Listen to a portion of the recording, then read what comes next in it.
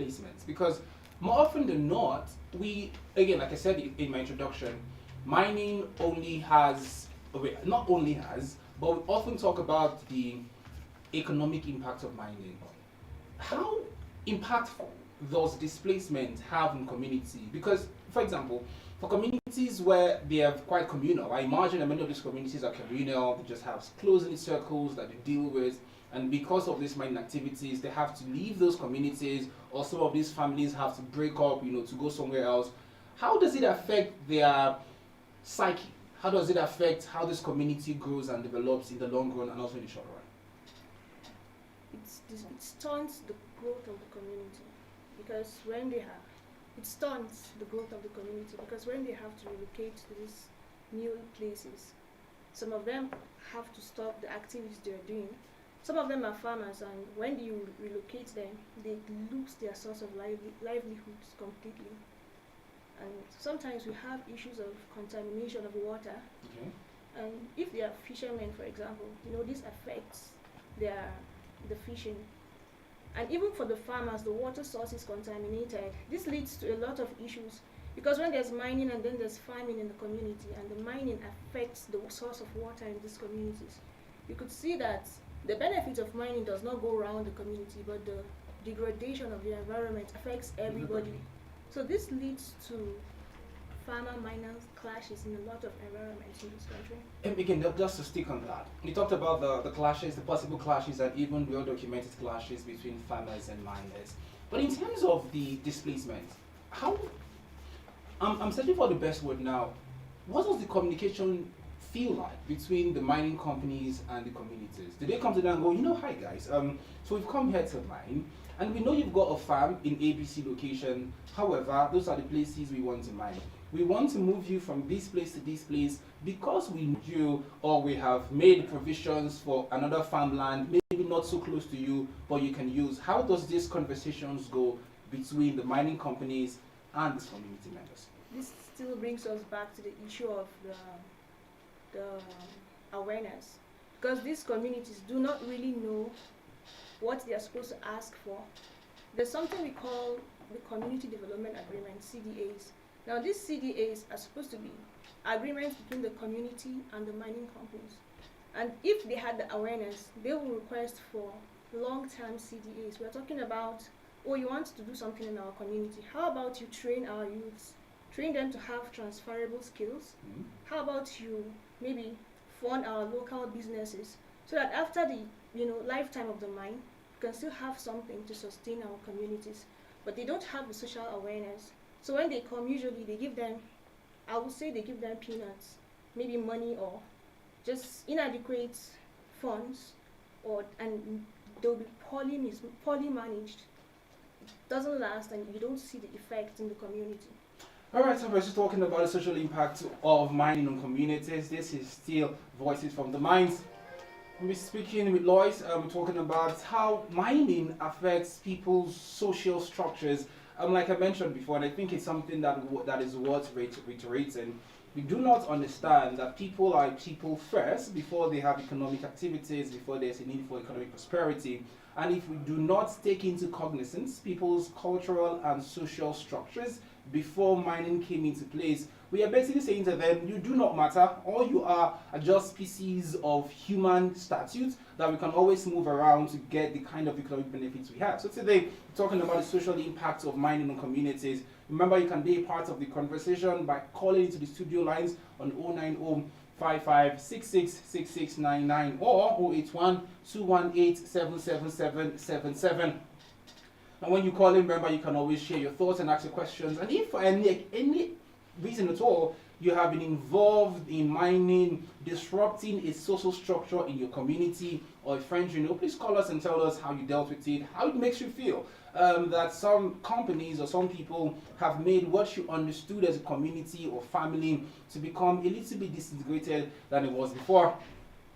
We'll be right back. This is still Voices from the Mines, brought to you by Ziva Community Initiative. Go away.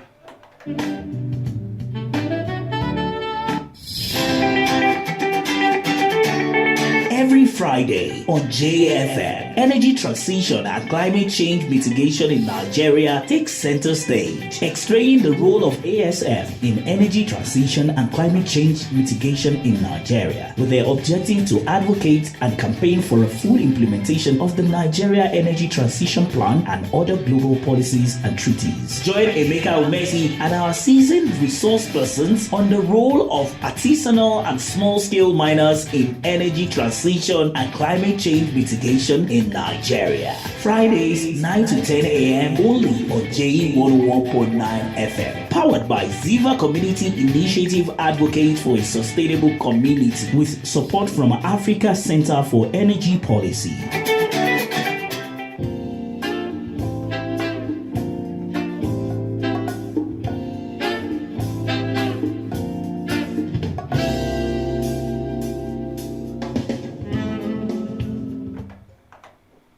You're still on to Voices from the Mines, brought to you by Ziva Community Initiative. And today we're talking about the social impact of mining on communities. In speaking to Lois, we're talking about what it means for social structures in communities when mining activities takes place in these communities. The phone lines are opened already. I want to hear your thoughts because I'm sure many of you, not many of you, some of you are dealing with things like this. Let us hear your experience. Let us hear what you have been dealing with and how you have been dealing with these issues. Lois, now, while mining can physically move communities, there's also the impact of local traditions and customs. How can communities work to maintain their cultural identity in the face of these changes brought on by mining operations? Thank you. So I think that usually when they do these CDAs, the Community Development Agreements, when they are coming to, this should be done before the mining activity starts. They could tell them, okay, we have sacred sites, we have ancestral graves, we have community farmlands, we have festivals that we need to adhere to. We don't need these mining activities to alter this. They tell them these are the conditions. You don't tamper with our traditions. And if it has to be moved, maybe the sites have to be moved, they have to tell them, I know we have, in Africa, we have things like rituals that they have to do. Yes. These mining companies will have to fund the activities, fund the moving, to relocation to a new site. They have to fund these festivals. They could fund things like tourism in these local communities. They could fund the festivals, give it more glamour. Yes. And they could also introduce them to their education curriculum. Just help the little children growing up, because mostly these mining activities will make people turn away from, especially the younger generation, they will turn away from the cultural practices and focus on the mining they're seeing. Okay, they could tell them, insist to the mining communities that we need you to fund the cultural practices of our community. So I think that's an amazing idea because, like you mentioned, it would make no sense for mining to erode the people's culture that has been in existence for centuries before mining took place. Well, the phone lines are brought in already. Let's pick our first call for the day because I'm sure many people have thoughts and questions. Hello, good morning. Good morning, sir. Your name and your location. Samuel from Lamingo Road. Please go on.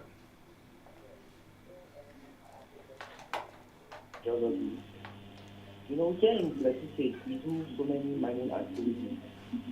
And I think one way or the other have been involved in the mining with a particular Chinese company.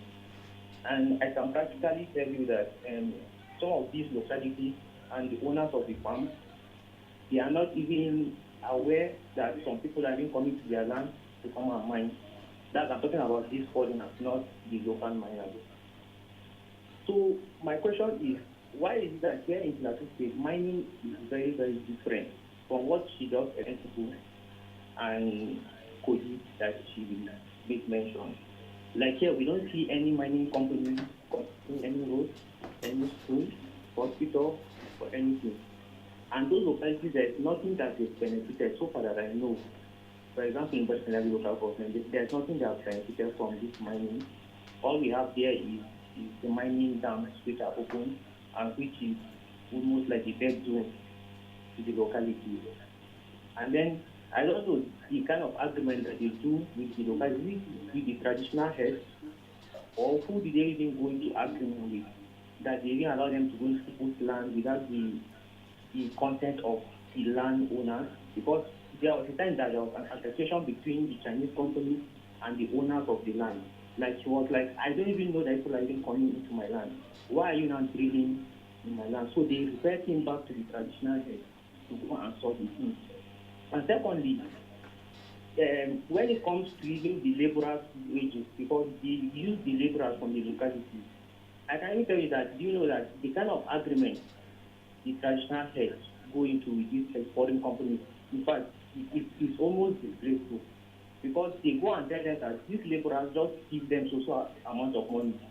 They will be grateful for it. Like, that's how we are being underrated in front of these foreigners. So I don't know, is there a way, since we have a seasoned geologist, that's Miss Lois, Lazarus there with you, is there a way, if they are going to go into agreement with these Chinese companies and experienced geologists who is here, All right then. I think that is going to be taken from the land? All right then. Thank you so much for calling, Samuel. The phone lines are still open. Let's pick a second call before Lois answers that. Hello. Good morning. Good morning, sir. Your name and your location.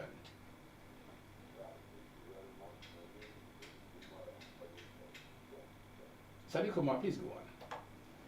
Yeah, you see, I will commend you. You have been a very, very important topic. And you see, in our community, we are facing similar issues. When you come from British roundabout, you come down the first bridge. When you come to the second bridge, after near the government lodge, you see that after the suspension of the mining, you see some people are mining there. So we don't know how far they have even started mining there. Is it that with the consent of the people that own the land or not? But the main problem is that a mining near house, and there's a river that used to flow in that under that bridge, and people used to wash there, and families to go there. So I think it is very, very important for the government to take action on it. The second thing is that we are calling on the government, since the suspension of this mining, you see that this issue of crimes are increasing in the town. So we don't know how long will the government keep on suspending the mining, but we are calling on the government to decide it and make it known so that the youth that are used to this mining, because mining is like a tradition in Plateau State, so that those youth individuals that are used to make holes and mine on their own, they should be organized and have a different way so that they can benefit well from the mining. So, and also the kind of agencies should take action on all these kind of reports that we are facing. Because most of the time, you will not know the, let's say, those that are responsible, that will take the report to them directly. Thank you very much. God bless you. Thank you so much. Thank you so much for calling. So, Lois, you got the first question. Do you want to respond to that? Yes, he's talking about the payments and Yes. the benefits they get from the mining companies. And I can say that it still comes down to the issue of awareness. Okay. Because if this mining companies come into a community, and then we have the local elders coming, we have the government, we have the companies, they come into partnership. And you know that this is what the youths also should be involved, because they are the manpower of the whole activity. They know that this is what we need. This is what we need in our community. We don't just want a short-term thing, we want a long-term thing. He's talking about the payments they make. I feel like what we need more is something long-term. We need them to teach us, we need them to teach us something that we can hold on to even after the mine has gone. I understand that they come and give some amount of money Yes. for, they call it community development, but that is not what community development is about. Community development is supposed to enforce cultural practices.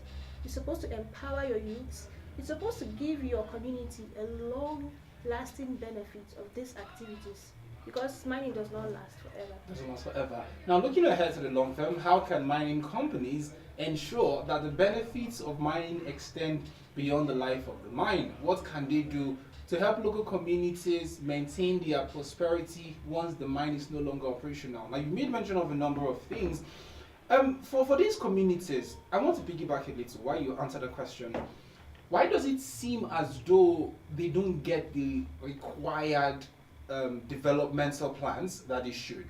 Like somebody called and you've answered where the village heads or the community heads just have conversations with these people, while the people who are very much involved in the mining seem to be left out of the conversation. Why does it happen? Is it an intentional act from these companies, or is it solely because the people are not aware that they have a right to demand certain things of these organizations? I think it's an issue of the mindset of the average Nigerian. When you have an opportunity, you don't think on a large scale. Yeah. You're thinking very limited things. If they could give you, let's say they give you 10 million naira, what is 10 million naira compared to the value of what they are going to mine for 30, 40 years? You understand? Yes. But they could train your youths, and they will go away, and your youths will have transferable skills from generation to generation. I think it's this basic mindset of the Nigerian. They're not thinking further than what they are seeing. They're not thinking further than what they are saying. How can we change this? How do we ensure that this mindset shift happens and happens as drastically as possible? We need NGOs to come in. We need NGOs to come in, to partner with these communities. NGOs can help to relate with government and also with the mining companies. They will give proper awareness to these communities. We need to keep hammering this thing. Keep hammering it. Communities need to be aware of the value of what they have. They need to be aware of their rights. You know that sometimes these CDAs, the mining companies will ignore them, but if they keep these terms, these conditions, this is what we want before the mine starts, and the companies don't adhere to it, they can go take it to the courts. They can take it to the courts. They have legal backings, and the courts will support them because this was an agreement we had, but you guys didn't adhere to it. But mostly they don't know all these things. This is the problem. They don't know these things. Hopefully, shows like this and with what Ziva initiative is doing, they can help to educate people more so that communities are not cheated out of their natural resources and also have to suffer alone with the environmental and social impact. The phone lines are buzzing. Hello, good morning. Hello, good morning. Good morning, sir. Your name and your location.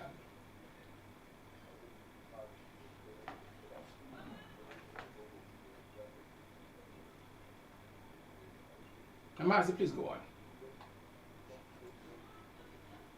Same to you, Marzi. What we have to learn in this episode. One, last Sunday, the whole world said, Hosanna, Hosanna, Hosanna. And today, the same action of people are saying, crucify him, crucify him, crucify him. That is to say, no matter wherever you find yourself in this world, you must have challenges. People will praise you. The same people praising you are the same people going to run you down. What do we learn from this? We should learn that spirit of tolerance. We should learn that spirit of brotherhood. We should learn that spirit of sisterhood. We should learn that spirit of when you climb up, don't remove the gap. We should learn that spirit of you don't change goalposts when things are good for you. We should learn that spirit that when you climb up, you don't remove the ladder, you don't say bye-bye to those who help you to climb up. Now, for us to move forward, every day when you open the Nigerian papers, television, everything, you hear about stories of calamities. But the thing is this, look at what is happening in Ukraine and Russia. Can you quantify the number of what is happening in Ukraine to Nigeria? Unfortunately, network wasn't going well there. Mazidu tried to call us back. The phone lines are still open. 09055666699 or 08121877777. Hello, good morning. Our network. We're talking the social impact of mining on local communities and what we need to do as a people. The governments and these organizations need to do to ensure the communities are not adversely affected by mining in their places. Hello, good morning. Good morning, this is Emeka Richard. No problem. Solomon, please go on. Thank you very much. You see, many youth in Plateau State, many youth have gone into mining, particularly youth with skills acquisition. They have gone into mining because of lack of what to do. And then what they are making in mining is even better from the small labor work they are making on site. But the challenging we have, especially what the madam in the studio was saying, you see, when you talk of people that mining companies that will come and then we give you people support and you know what they will do for the community. You see, most of the land that those people are doing mining are land that's owned by people, personal people that maybe I have my plot of land and I discover there is tin there. I will now call the miners to come and work there so that I will get something and put in my pocket. And when the negotiation did not work very well, he will chase all the miners to leave that place. So you see a lot of things. The community, how many the traditional rulers and they don't own those land that they will now give it to the mining companies. So you see that's another challenge. So how to balance this issue? I don't know how to balance this issue because we need the support of the mining companies to develop our community. But the land owned by personal people who have that land. So I don't know how to balance it. Thank you very much. Thank you so much for calling. The followers are still buzzing 09055 666699 or 081 77777. Lois, you've got the 2 questions and contributions. You want to respond to them? Yeah. Please go on. So he's talking about the ownership. He's saying you could have a land, but then the community leaders are the ones who give it to the mining companies. Yeah. I think there's a legal step for you to have a land and mine it. Now, when you have a land and there's a mineral deposit there, you're going to have, if companies are coming, you must give them consent. You are going to sign a consent form to say, I have permitted these people to come and do activities in my land. Yeah. And this consent form goes through to the community leader who endorses it, saying, yes, I know this land belongs to this person, and this person has given them consent. But before you sign these things, you have to make agreements on the community development agreements you want to occur in your community. And then these mining companies can take these forms, go to the mining cadastre office, they obtain their licenses, then they come back and start their mining activities. What he is saying here is, maybe they don't know. There are a lot of people who don't know they have to give consent. They just see mining activities going on in their lands. But I'm trying to let you know today that if you own a land and there's a mineral deposit there, you are the one who has to give consent. This consent goes through your community leader and gets to the mining companies. You have to sit down there and discuss, you, the mining companies and the community leaders. Then the community, it will give them their terms and conditions. Please, we are letting the value of our things just go for peanuts. We need to maintain this awareness. No, if you see mining activities going on land and you haven't given consent, it's your land, you know it's your land. You can go and challenge these activities. Make sure everything goes legally. You get what you have, what you need. Your community also gets the benefits of these mining activities. You can challenge these people legally if you find them encroaching on your property without the right agreements. What are some of the practical steps that both mining companies and local communities can take to build a sustainable partnership that benefits everyone in the long term? Like I said earlier, in the long term, you have to, when this community development agreement comes, please spell out your terms.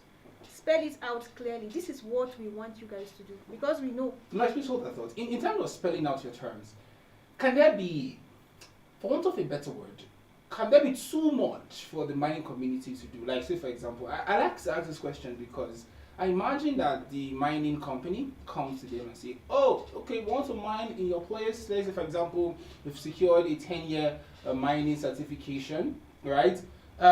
So it's, and the community says, these are the things we want. Is there a point where the mining corporation goes, this is too much for us? Has there ever been examples like that? Never. I think if you, let's, like the example you gave for a 10-year mining lease. Yes. If they're going to work for 10 years, look at the value of what they're going to bring out in 10 years. Let's use tin for example. Tin. The value of tin is like black gold. Do you understand? Yes. If you're mining tin for 10 years, you have good tin deposits, mining it for 10 years, and I ask you to please just train my youths. Give them transferable skills. You could train maybe just one generation and they could transfer these skills to the next generation and the next generation. I don't think you're asking for too much. You don't think they're asking for too Yes. much? Let's pick this call before we go to other questions. Hello, good morning. Hello. Good morning, sir. Your name and your location. Musa, I can call you. Please go on. It is very, very unfortunate the situation we find ourselves. When you allow individuals to become greater than an institution, that is the situation we have found ourselves. You see, our sister here is talking about right. Can me and you be able to pay the price of ticket for me and you for your right in as far as this our country is concerned? That's a good question. Yes. You talk about right. Go and see people. Somebody goes in and collaborate both from the federal to state and to America and all these things and go in and do whatever they want to do. Go and see the level of poverty. Where is it? All these places that are mining and are going. Tell me the level of rural electrification that is there. Tell me the level of education that is there. Talk less of you seeking for somebody after digging this thing, you should come and recover it and do all these things. You find out that even the federal government, when they give a political fund to most of our rural leaders, both for state or local government, you find out all this money, we go without covering those things back. Very true. The institution needs to be working. That is why we are saying that don't allow illegality to become money center. People will queue into it. Look at today the level of out of school children. So somebody who doesn't know his left and right is having 20,000 to 40,000 naira. Tomorrow, if you stop him, where will we get another one? We should think about our future. That is the main problem we are having. The system is not working. And today, if we are really practicing true federalism and do by the state, today you will see the state will be handling it. But you see somebody in Abuja is giving command on what is happening in Gulf or elsewhere. How can that be possible? We are in a still critical situation, my brother. Thank you. Thank you so much for calling, Ike. It's a lot to unpack there. Before we go to Ike's contributions and unpack some of the things he talked about, let's talk about cultural preservation. What can mining companies do to be more sensitive to local traditions and sacred sites? Talked about that before, but are there other things that they need to do? And for these communities, should they be demanding of these things when they come to the community? Before you answer the question, hello, good morning. Yeah, good morning. Good morning. This is Chukwuemeka. Good morning, dude, sir.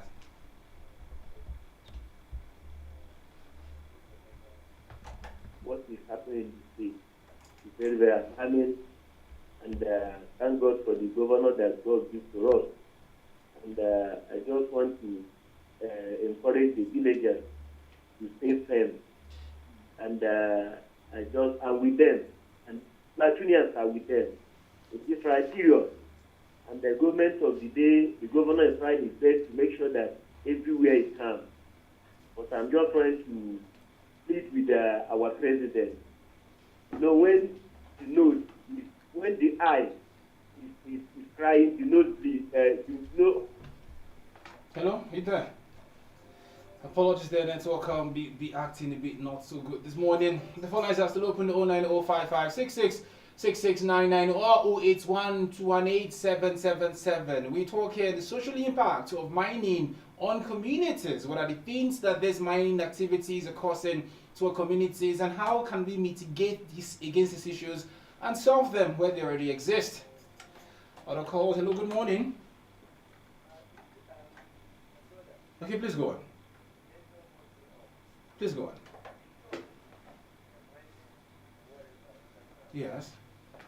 The governor suspended a speech about the issue of mining until one or two things are put in place. And the truth of the matter, some of these, maybe cannot call them marauders. Some of them are into this mining also.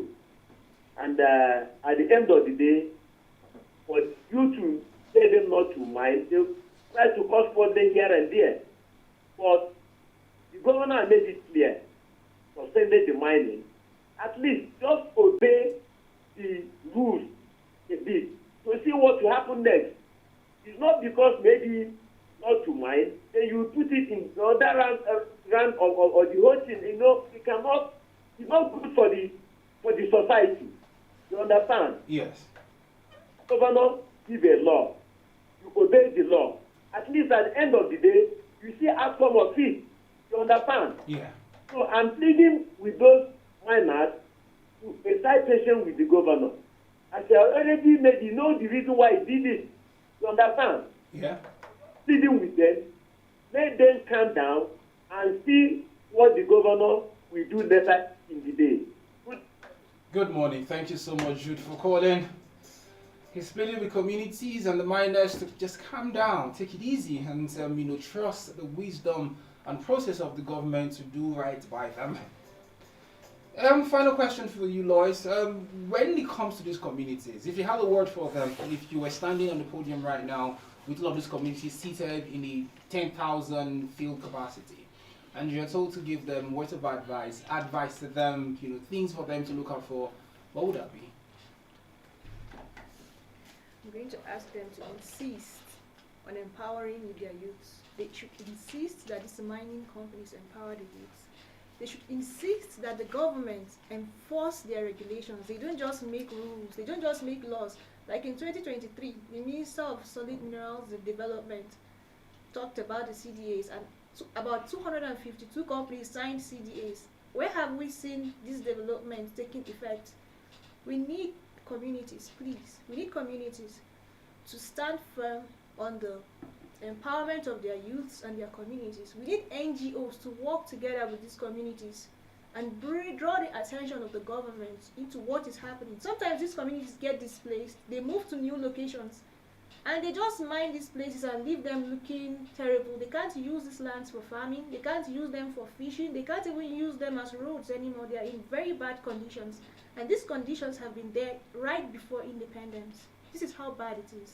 So I think we need to emphasize so much on the awareness. Honestly, we need to do that. We need to emphasize on awareness. Final set of calls for the day. Hello, good morning. Hello.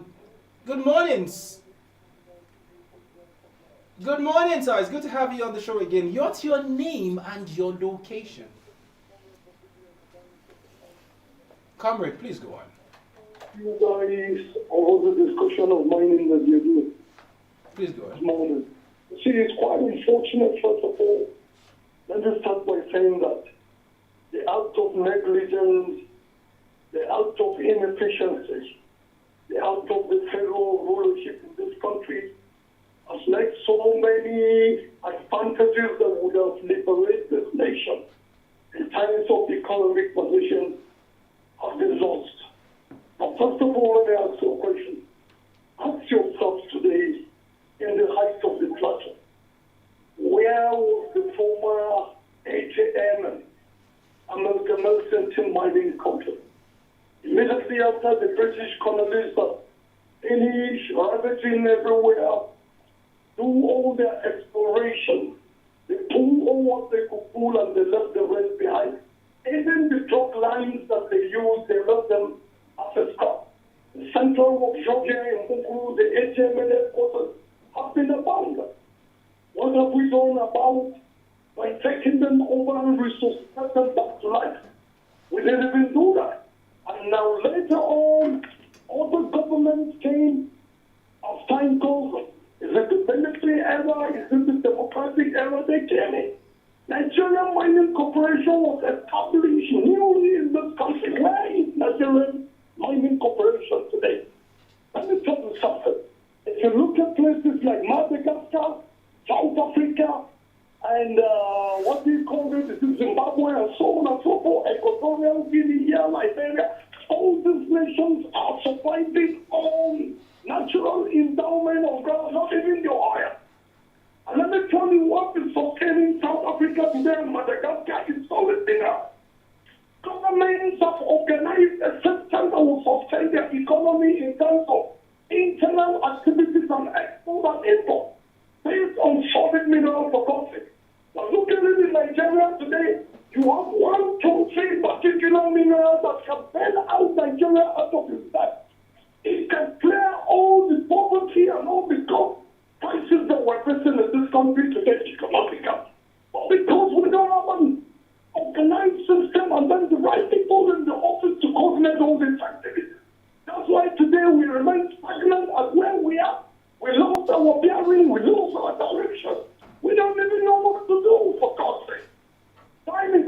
sure we would have done much more than what we're doing now. Are we going to do that in some other time to come? In between time and time there. Chairman, remember there with your guests in the street. Thank you so much, sir. Good Easter. I'm protected from the hands of people to touch us there. Thank you so much for calling. Well, unfortunately, we can't go any further. We are out of time already. So, the final words to our listeners, final words to everybody who is in one way or the other involved in mining, either the communities, the small artisanal, small-scale miners, or the large corporations. What's your final words to them this morning? All I have to say is let's keep pushing for partnerships that benefit us financially, partnerships that benefit our cultural pride, because this is our identity. So we need to push for partnerships, and then these NGOs need to work together with the government so that we can bring awareness to these communities, and then we'll see that we can build a brighter future together. We can build a brighter future together. Thank you, Lois, for coming through this morning. And this is the side of the package this Friday morning. But do not worry, we'll be here again, same time, same station, from 9 to 10 a.m. on Friday next week to give you an educative and informative conversation around small and artisanal miners in Nigeria. This has been Voices from the Mines. Coming up next is the news by 10 a.m. Like I always say, stay out of trouble, spread love, and seek the truth. Adios.